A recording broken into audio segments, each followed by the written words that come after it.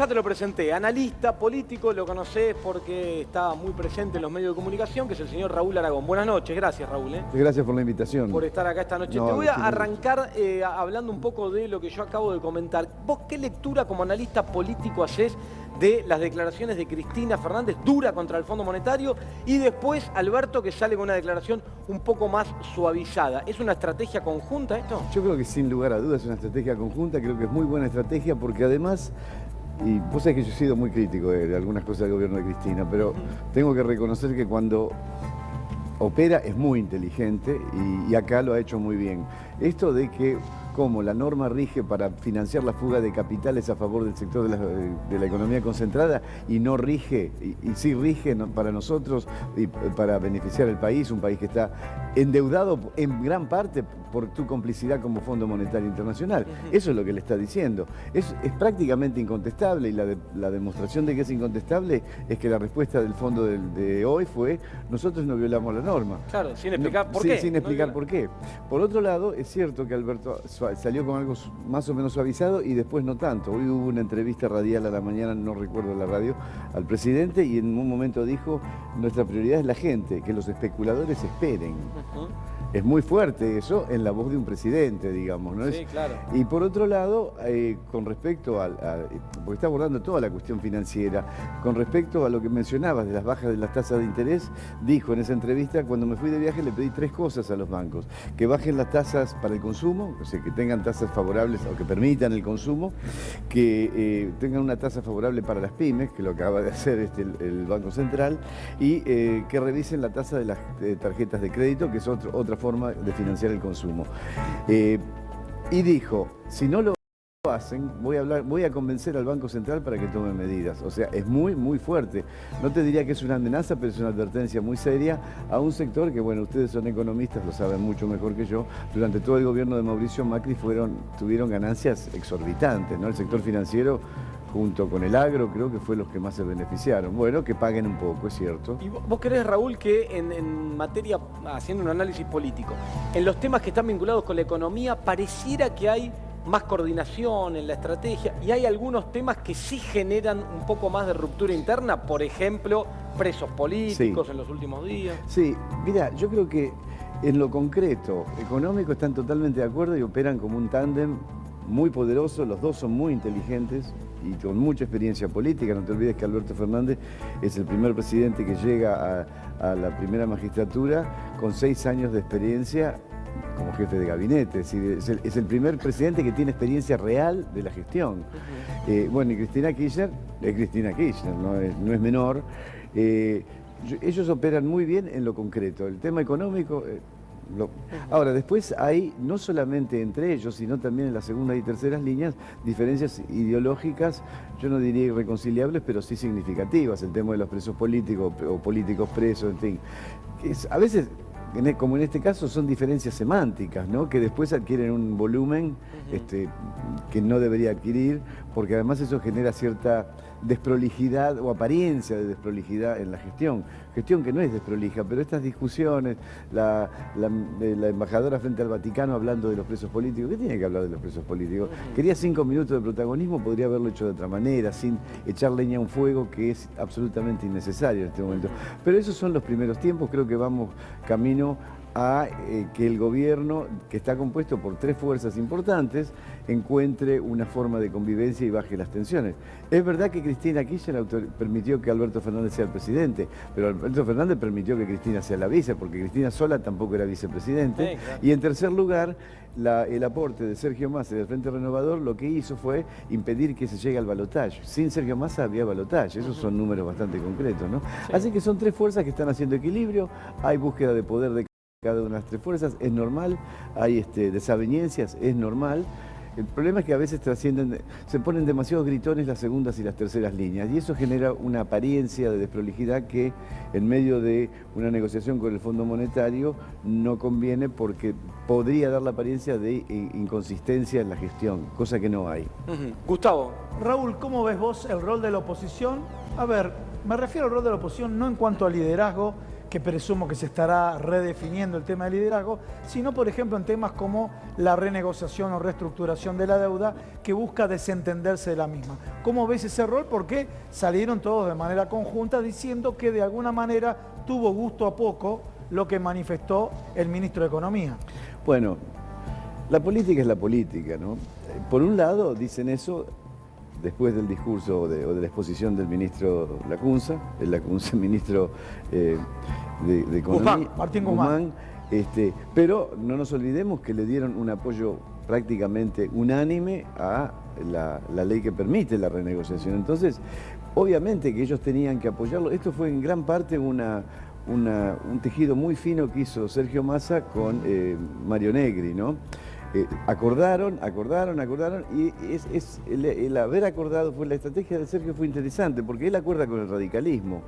Cuando el radicalismo acuerda, si el PRO no acompañaba, quedaban afuera como los que ponen palos en la rueda, estuvieron obligados a votar. Fue una estrategia muy interesante que le dio un respaldo al presidente para ir a negociar muy fuerte. Ahora, después tienen que recuperar su liderazgo como oposición, la oposición. Entonces salen a hacer algunas críticas que no son necesariamente, no fueron, yo le escuché casi todo lo que dijo Mario Negri y algunos otros referentes del espacio opositor, no fueron críticas descalificantes, fueron críticas, sí, tiene gusto a poco, etcétera.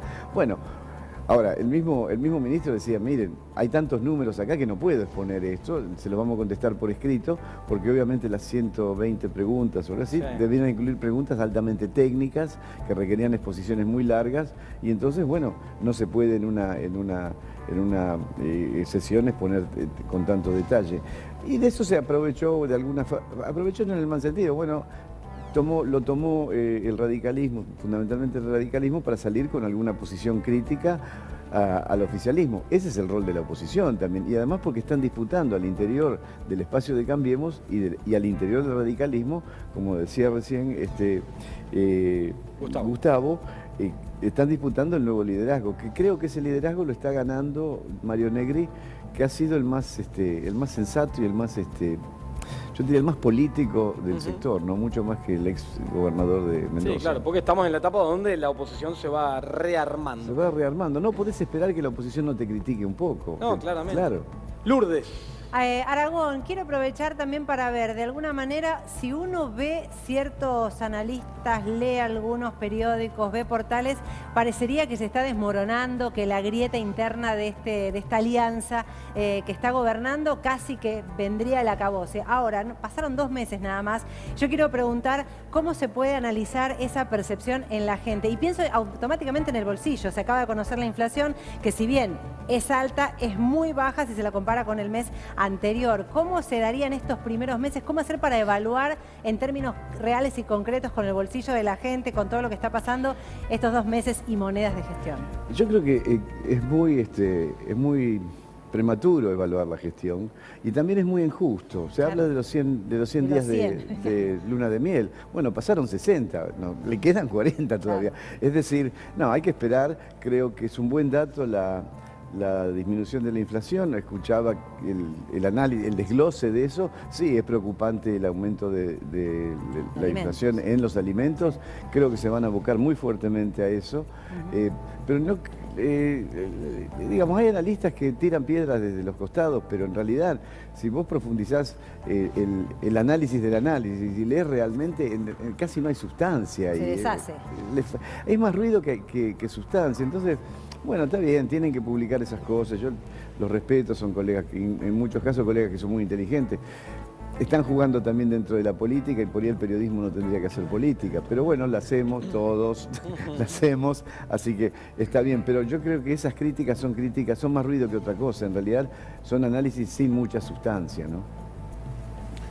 Raúl, recién planteabas a un Alberto Fernández duro en la negociación con el Fondo Monetario. Ahora, en comparación con lo que está planteando Cristina Fernández, Alberto Fernández es casi un moderado. Esta sincronía de poli bueno y poli malo, ¿le hace bien o empioja la negociación?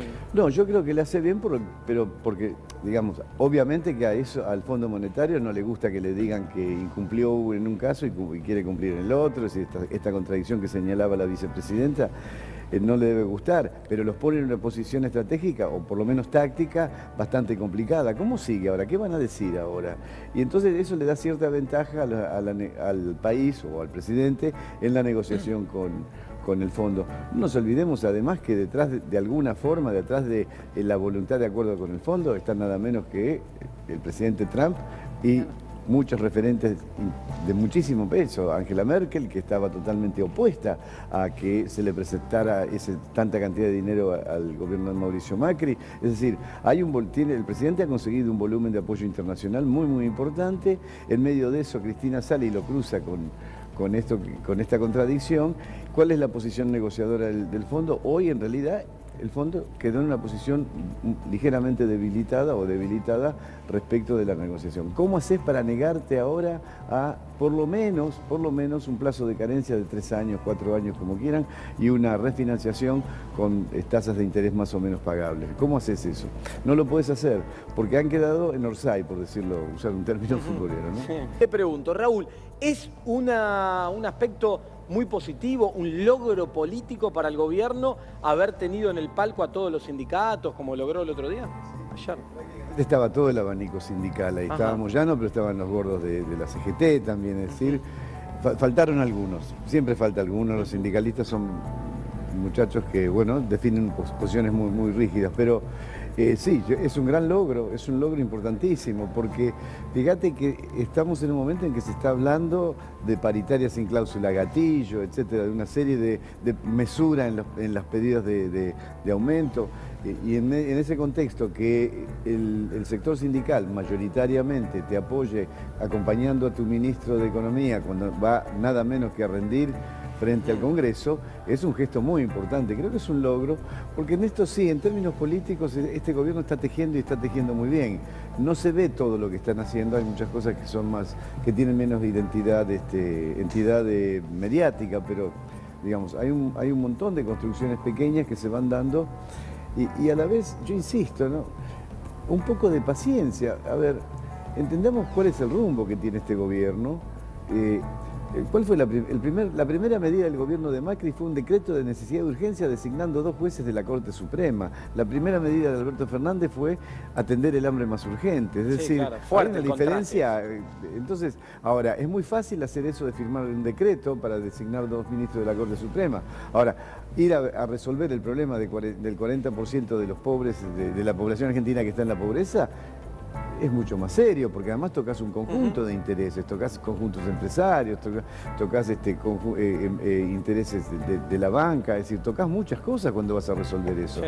Eso requiere un tiempo de paciencia. No digo que los pobres tengan que tener paciencia, digo que la política, los medios, los que estamos hablando, los que de alguna forma interpretamos lo que está pasando, tenemos que hacerlo con paciencia y con generosidad. Bueno, ahí está hecho el cierre. Gracias, Raúl, por haber estado acá. No, Raúl Aragón sabe mucho de política y sabe mucho de televisión, porque maneja los tiempos, me hace el cierre, una cosa espectacular. Gracias, Raúl. Gracias a vos.